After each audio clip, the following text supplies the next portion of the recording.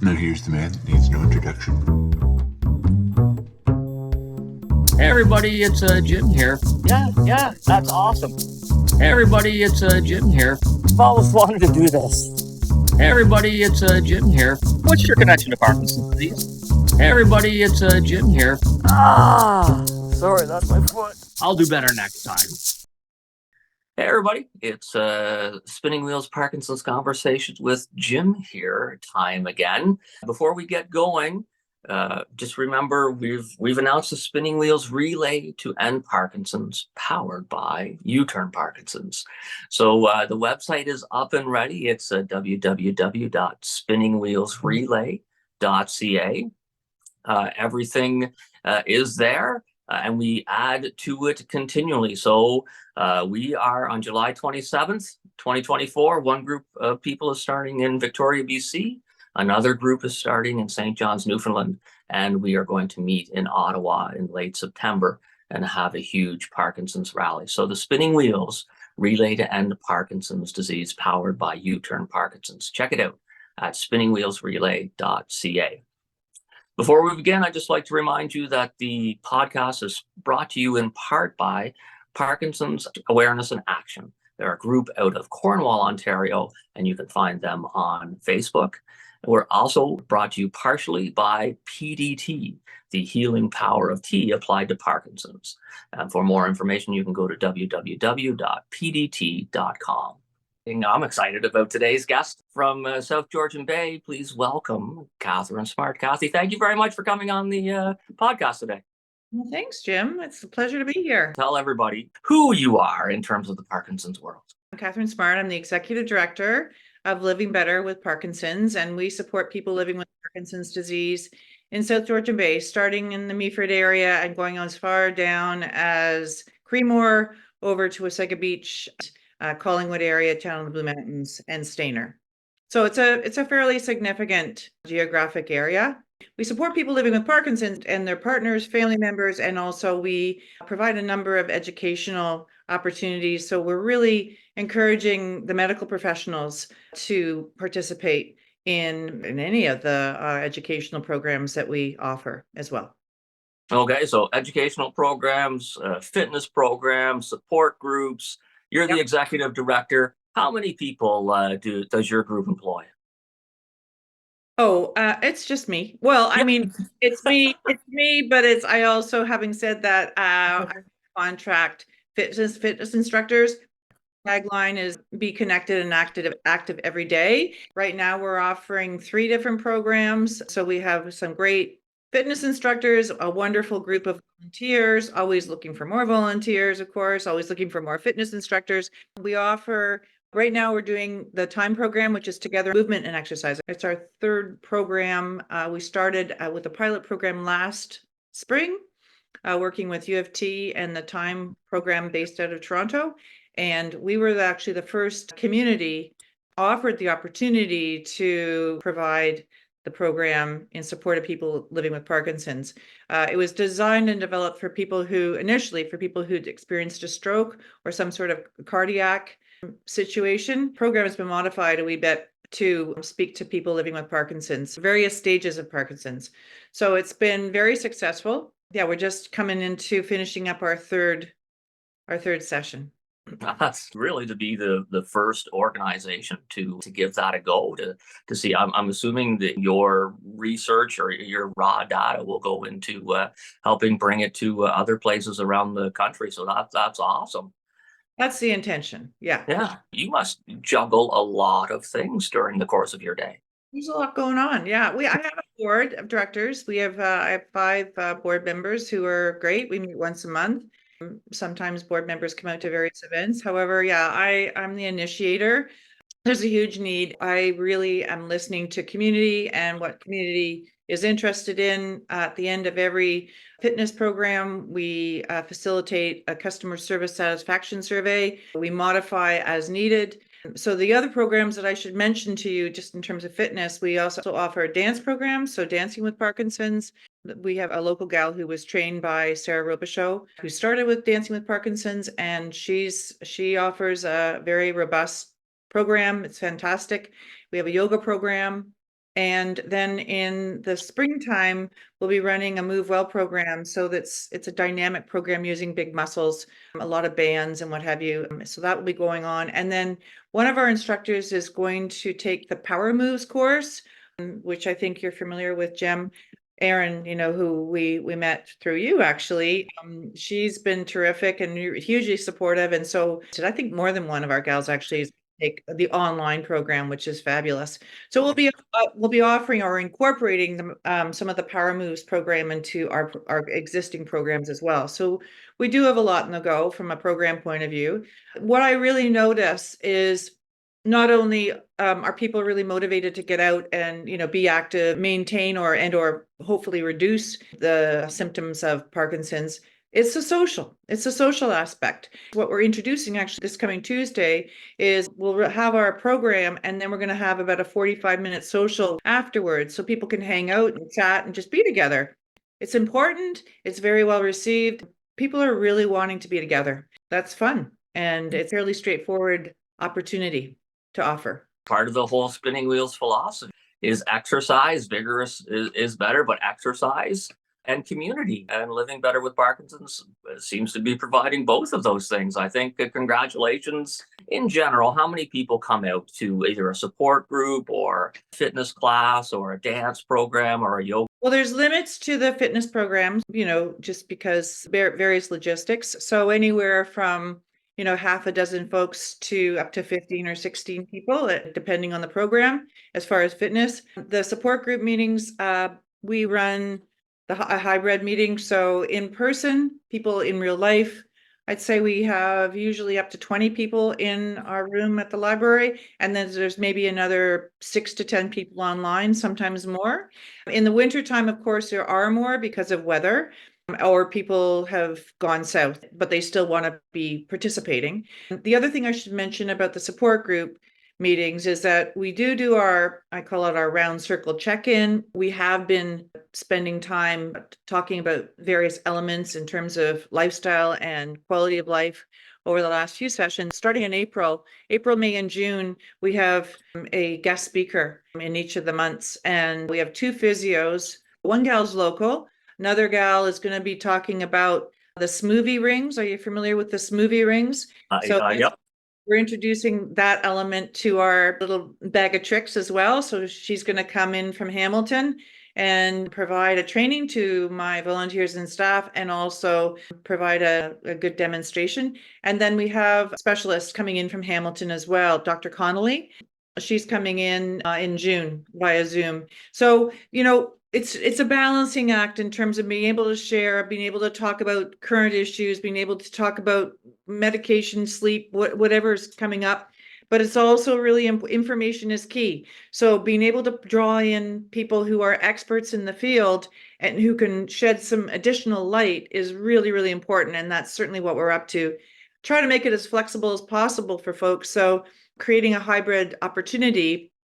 And also my plan is to tape these sessions so that if a local doc is interested in maybe be able to access the interview or the presentation in, whenever they have a minute. As you know, docs are busy and so they can't always come to these kinds of sessions.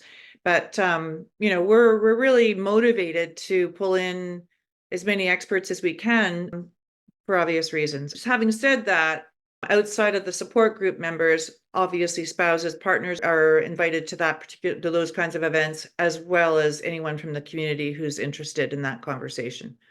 And so how long has Living Better been around? I think we're going into our 3rd year. Okay.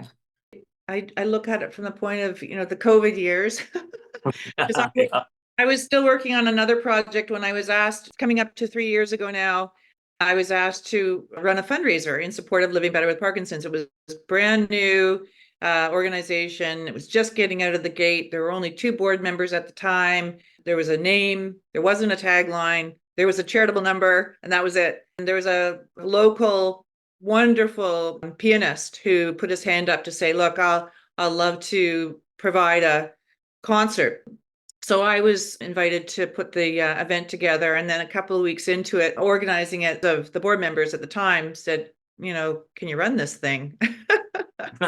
The timing was great. And it's also something that I'm very familiar with taking on. I've run a few nonprofits in the past, and I graduated years ago as a recreation therapist. So I've worked with lots and lots of folks with varying abilities and disabilities. So, it's something that and I've done a lot of fundraising, not afraid to talk in front of groups and not afraid to ask. So it was a really lovely fit.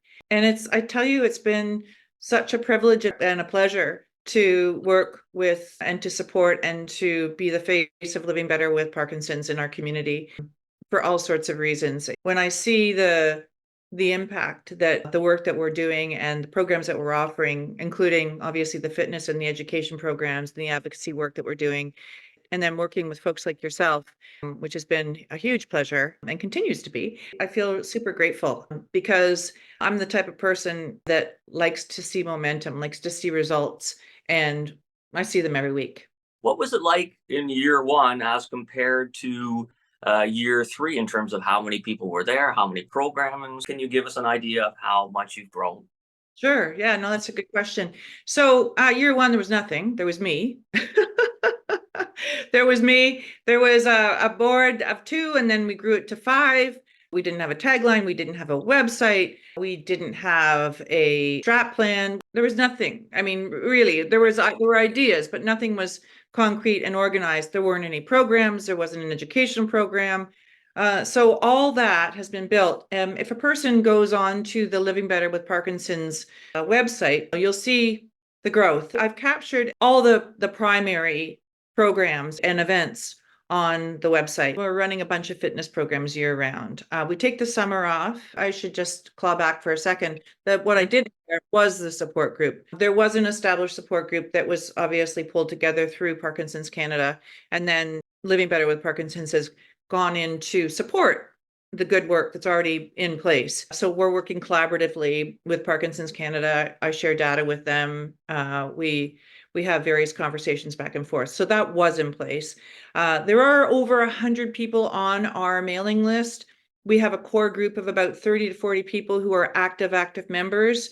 Having said that, I get contacted probably 2 to 3 times a month by a person who's been either newly diagnosed or who just finds out about Living Better with Parkinson's, or who just moved into our community. Our community, like many of our communities, is growing exponentially, and so there's a demand. We created a festival up here called the South Georgian Bay Parkinson's Festival, which ran in June last year. Of course, Spinning Wheels was there, and it was fantastic. You'll be at the one this year. That was, I would have to say, a huge turning point, because the awareness, sort of the dial on the wheel went off the charts almost, because I was figuring that we'd sort of attract around 75 people, and there were well over 200, as you know, you were there. So we're going to be offering it up again this year, and it'll be, I'm sure, as well received, if not even more so, because the word's getting out. And, you guys are going to be there again talking about what you're up to this summer, and that's so exciting.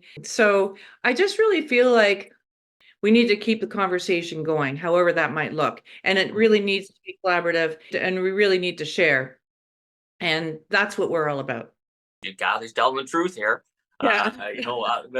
Let's do some logistical things. First of all, if somebody wants to get in touch with you, or, either to say, hey, I've been newly diagnosed, or I have a question about Parkinson's, or potentially even to help support financially Living Better with Parkinson's, how do they do that? Like, what's the website? Where do they go? livingbetterwithparkinsons.ca, and all the information's there. How to contact me, it's essentially info@livingbetterwithparkinsons.ca. Cell numbers included on the website. All the information a person needs. And then, of course, if a person does want to support this organization, they can do that by going, and there's a big donate button. There's a lot of really great resources. There's a really great clip, I think, that you saw, Jim, of last year's festival. There's there's a great gallery of photographs of you guys, the Spinning Wheels guys, a whole bunch of events past few years. And so a person will get, if a person doesn't quite understand who we are and what we do, a person would receive a good understanding of who by going to the website. Okay. And you know what? Yeah, rarely do you hear of the words Parkinson's and festival side by side.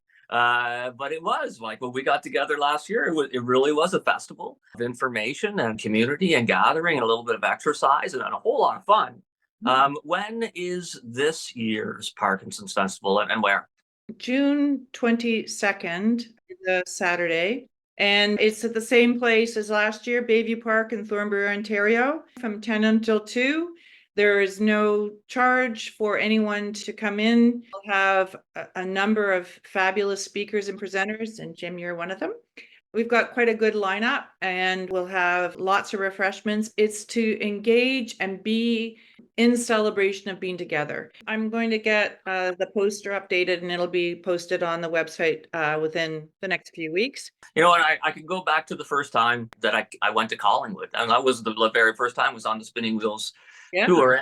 And here's the ever popular segment, Jim's Spinning Wheels Tour Flashback.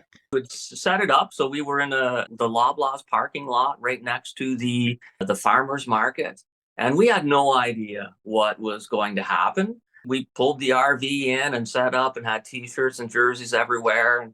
And you know, for the first hour, people were hesitant about coming up to us, but then all of a sudden it was like release the hounds.